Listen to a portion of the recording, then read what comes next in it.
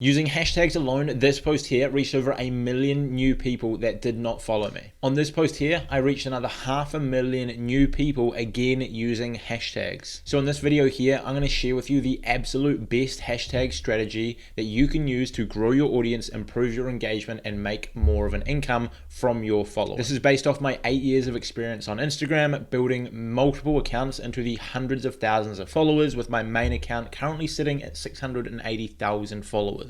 On top of that, I've worked with a ton of clients, built up their accounts, and made them a ton of money. And I've also included some learnings in this video that have been taken directly from the Instagram team and CEO himself. Inside this video, I'm going to go over how hashtags work, how many you should use, a full tutorial on how to find and manage the most effective hashtags for your account. I'm going to go over whether you should use them in the captions or the comments.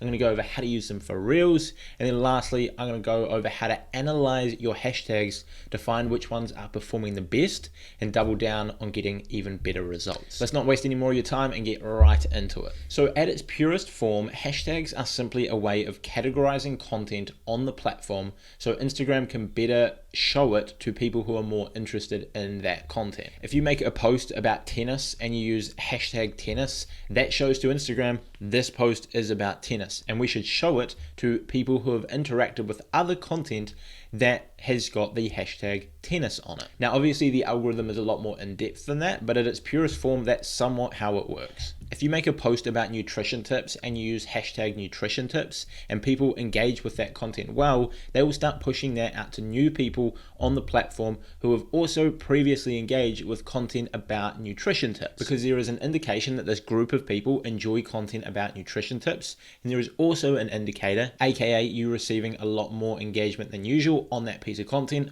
with hashtag nutrition tips. They put the two together, show your content to these people, and it helps you grow your audience. Now, there are a lot more details to this. For example, if you miss hashtag your content, you use the wrong hashtags, Instagram show it to people, they react to it badly by not engaging with it. This sort of puts a mark against your account. But at its purest form, Instagram hashtags are just a way to categorize content and to sort of speak to the algorithm and tell them what your content represents when they don't have the full picture on how it is represented. With time, as you build up more of an audience and more of a following, Instagram will have a really good understanding of who enjoys your content, who doesn't, based off the data they receive from the amount of likes and engagement you get. But especially early on, it's really important to use hashtags. Then once you build a bigger account, you can use hashtags almost like keywords that you rank on. So you can put them into your content and then you can show up on that hashtag.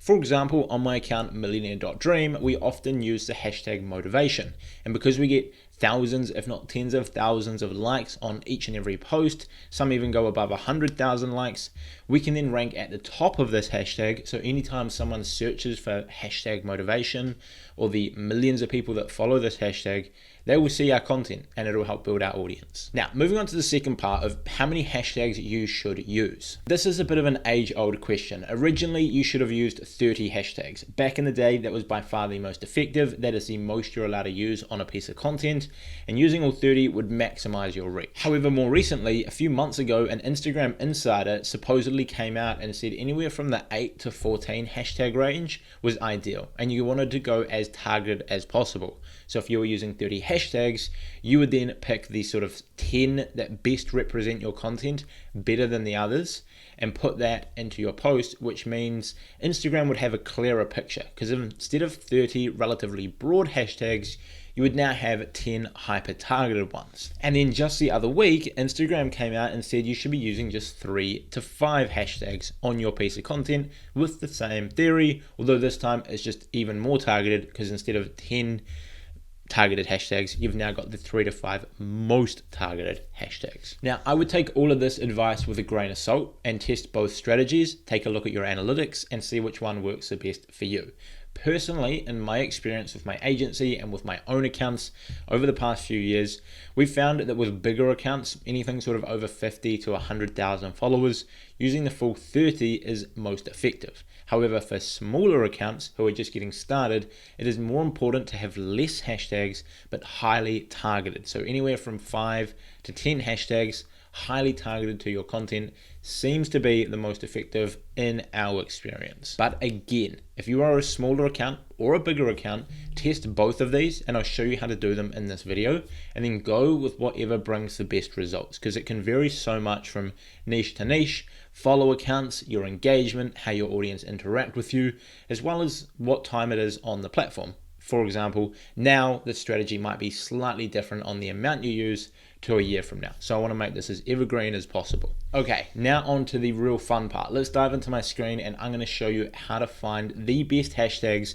for your Instagram. So I've opened up my screen here and I use this tool called Flick, and it is by far the best hashtag tool I've ever used. I've tried them all.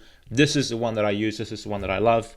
And they've got so many tools, not just hashtags, but also your analytics, which I'll show you how to use later, and a ton of cool resources that help you get amazing results. Now, I've left my affiliate link for Flick if you want to get a free 7-day trial down in the description, and then you can sort of follow along with what I'm doing. So I highly suggest pause the video, go create an account, and then do your hashtag research with me right now. So all you have to do is connect your Instagram account to a Facebook account. So make it a business profile on Instagram, and then connect Flick to your Facebook account, which means Flick will have access to your analytics without having to know your password and login details, which means it's entirely safe to use. What we then want to use is go to the search screen, and it's going to come up with this here, make a search to get started.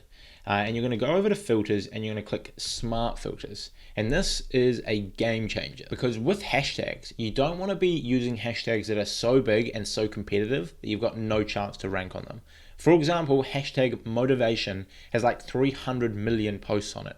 And Cristiano Ronaldo, who has got like 200 and something million followers, will use hashtag motivation occasionally in his content.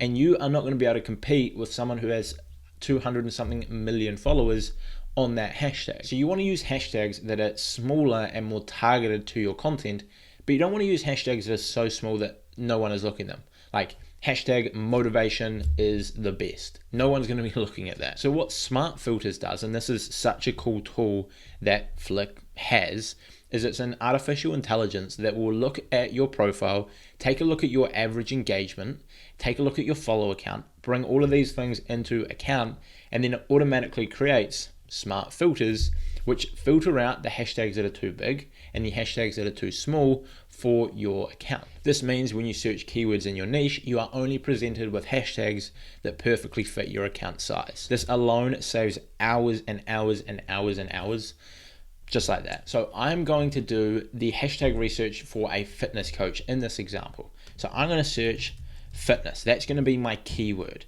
And you can see Flick have taken a look at my average engagement, and they've created these two filters here, total posts of 5K to 851K. So there are no hashtags with like no use. There are none that are massive. And the average likes to rank on the hashtag of 0 to 741. What I'm going to then do is sort it by potential reach. So I'm showed these by the highest potential reach. And I'm going to select the relevant hashtags. So fitness clothing, fitness couple, that's not really relevant to a fitness coach, so I'm not going to select those. Strength training, definitely would select that if I was teaching strength training, because there is niches, of course, inside of fitness training. And then fitness training, fitness mode. If I was doing this for a woman, I would have fitness chick, probably, but I'll just leave that one out. Bodybuilding spelt wrong, probably wouldn't suggest using hashtags that are spelt wrong unless people commonly spell the word wrong. Fitness addiction, yeah, you can chuck that one in. And performance nutrition, that's a super important part of fitness coaching and so on, so I would have that in there. Work towards your goal, a little bit of motivation, which is relevant to the niche. And that's given me 6 hashtags just like that. So I could run with those. If I was trying to test using less hashtags than normal to look at the reach, I could use those 6 hashtags.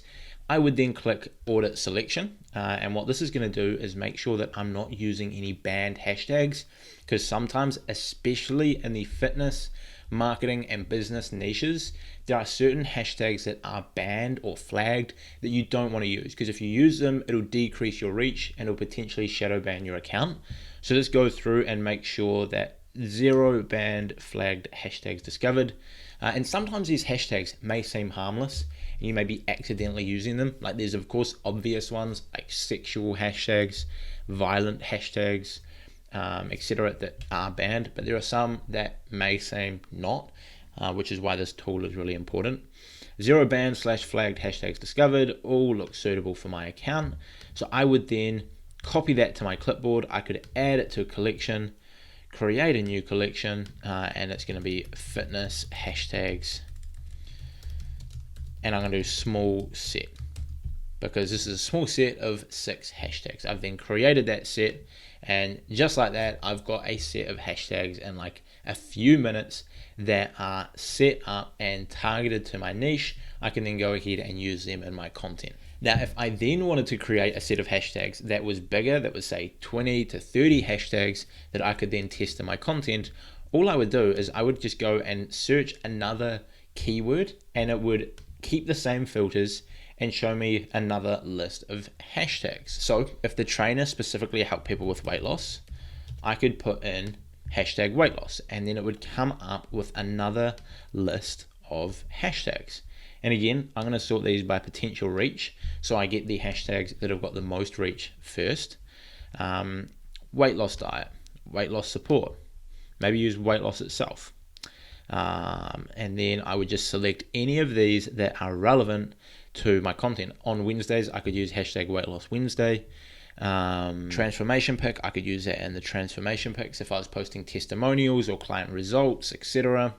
1200 calorie diet, that is tiny. Healthy weight, and I'm just going to select the ones that are relevant.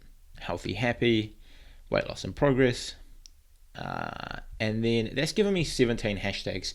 And so I said I wanted to test a set of 20 to 30, so I'm going to put in one more keyword, and that keyword is going to be gym. Because maybe they're going to be training people at the gym. I mean, obviously there's different ways you can focus on non-gym stuff, doing cardio, calisthenics, etc. But for this example, we'll use the gym. Hashtag toned body. Come at me, bro. And I'm just going to select ones that would be relevant. Now, it's hard for me to select like relevant ones when I don't have a very specific like when I don't know the client's customer base, I don't know how they go about getting them results, etc. It makes it harder for me to select relevant ones, but I will still go through and pick the ones that seem somewhat relevant to this made up character that I have created. Group workouts, prep time. And that's given me 23 hashtags. I'm then going to go through and audit the selection.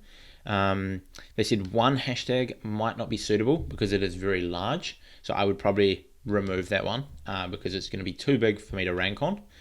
0 banned or hashtags, again, that's good. I'm going to add this to a collection and I am going to go fitness, hashtags, large set. And just like that, I've created 2 sets of hashtags, one small, one large. I would then maybe test this across a month. So if I'm going to be posting daily for a month, maybe I would do 15 posts with the small set of hashtags, 15 posts with the larger set of hashtags, and then I would look at the difference in reach from each of these hashtags to see what is performing best for my account. Now you want to I'll go into the analytics later in the video, but you want to optimize for whatever one is bringing in the most exposure through the explore page and through hashtags, because hashtags can actually influence your ability to rank on the explore page as well, which a lot of people don't know. So you don't want to just look at hashtag reach when comparing, you also want to look at explore. So if you want to get yourself a free week trial of Flick, I will leave my affiliate link down below.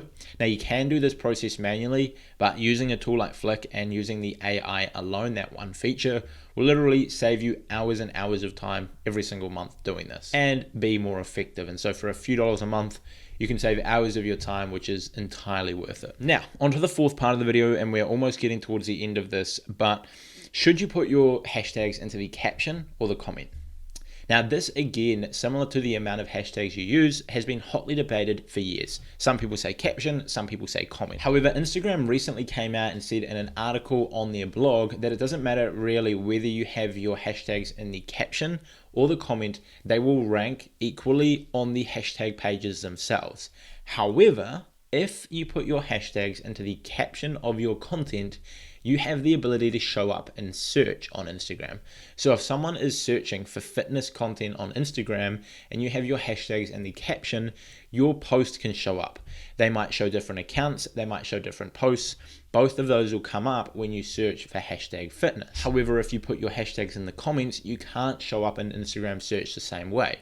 So you get equal ranking from both in the hashtag pages. However, putting your hashtags into the caption will allow you to rank in Instagram search, so you might as well put them there for the most reach possible. So I'll just quickly show you what I mean. I've opened up my phone here. Obviously, I'm on Instagram. I'm going to go over to search, and if I search for fitness, and then I wait and I tap on just fitness, it'll come up with a ton of content, and all of this content, I'm going to, hopefully for this to be right, will have fitness in the caption. So this one's got hashtag fitness, it's got hashtag EST sports, hashtag nutrition, hashtag fitness. And if we scroll down, again, this one has got hashtag fitness. It's about the 10th hashtag in. This one here, hashtag fitness. All of these have got hashtags in the caption. Hashtag fitness, first hashtag. Yeah, this one's got 4 hashtags. So you'll notice that some of these, this one's got 4. This one's got about 30. This one's got 5. This one's got about 30. The hashtags are ranking. Some people have got a handful. Some people have only got, again, hashtag fitness. So you see what I mean? And to sort of emphasize my previous point about testing what works best for you, some of those posts only had 5 hashtags. Some of them had the full 30. Both of them were ranking well. So it goes to show there is not one size fits all. Test what works best for your account, your audience size, etc. Now, the penultimate point, number 5, how to use hashtags for Reels.